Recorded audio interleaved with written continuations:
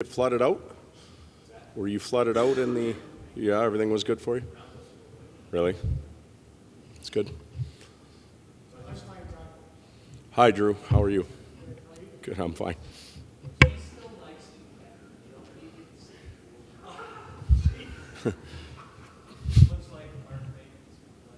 Yep. Mark Fain will go in. Kribes will come out.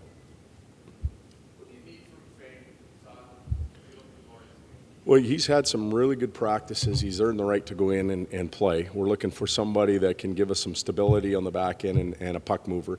He's got to be good in penalty kill situations. That's where Gryba excels, so we'll need him to fill that hole a little bit. And, just a little bit more pace in his game as far as skating and puck movement. There's a good chance that's going to happen tonight, which is fine in his development. Sometimes it's good to watch a game, and you get a chance now to work with the strength and conditioning guy off the rink. Tomorrow will be a good recovery day for him from that, and we're slowly bringing him along. When you talk about bringing him along, how delicate is that balance between him achieving enough here, continue developing, versus maybe what he could be doing at the American Hockey League level in more of a higher end offensive role? Where's that balance? Well, there's first of all, when we think about that, we sit down and we talk about it as an organization, and we look at the American League. Our American League team, I think, starts tonight, so they haven't played any games. We wanted him here with us. He's going through a cultural adjustment as much as he's going through a hockey adjustment, which Patrick Laney and a number of other European rookies are going through. At 18, that's a tough thing, so we want to keep him in a central environment where he's familiar with his surroundings, with his coaching staff, with his teammates, and give him a taste of what it's like here. If he continues to develop and evolves and we feel this is the right spot for him, then he'll stay here. And if not, we have the luxury of him playing some games at the American League level. So we don't have a timeline on it. We don't have a calendar put to his development, and we'll evaluate it on a daily basis.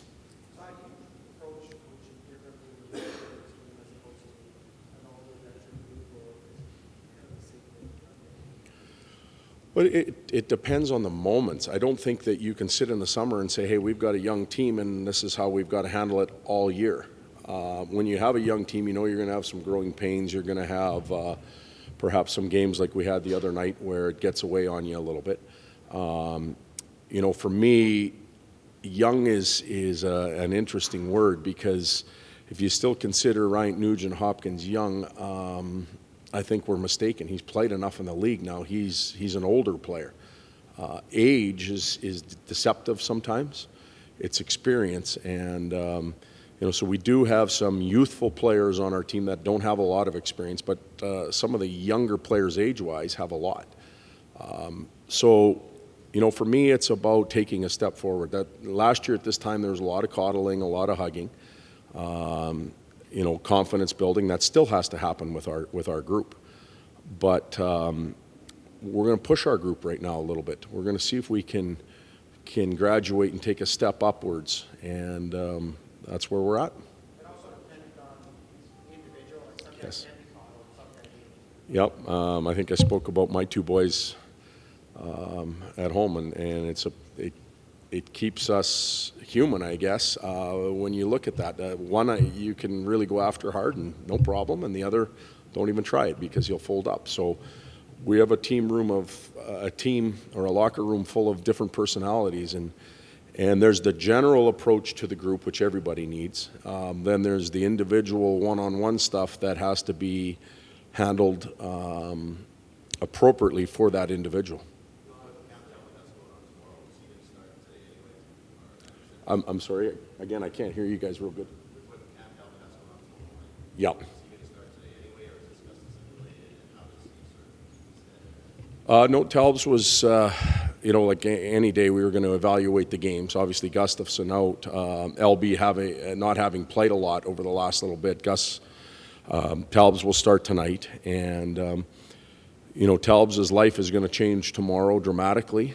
And it's going to change every day after. So any of us that have had children know that every day is an adventure, and you have to learn to deal with what's at home and park it, come and do your job, and then get back at it. And it'll be a learning experience for him as we go forward. But I think he's very strong mentally that he can carry that load. A lot of guys in your dressing room have said losses like the one against Buffalo used to affect this team for a long time. And this team now is different, and it's not 15, 2, 3, 4 games down the road. Will we learn something about your team tonight? Well, I believe that as well. You still have to go out now and play, and we might play the best game we played in 2 years, and the bounces not go our way, and we don't have success. I don't think you can evaluate those comments on just a pure win and a loss tonight. It's going to be the impact of our effort, our preparation, the way we play. We'll give ourselves a chance to have success that way, and that's what we're looking for. We're looking to end the pain, if that's a good way of describing it, the pain of a loss a lot quicker than we have in the past. But we also have to be able to balance the other end of the scale too. And that was a bit of a test for us the other night. We didn't do a real good job at the fun part of the wins. Now we'll see if we can handle a not so good loss. But we're learning that as we go.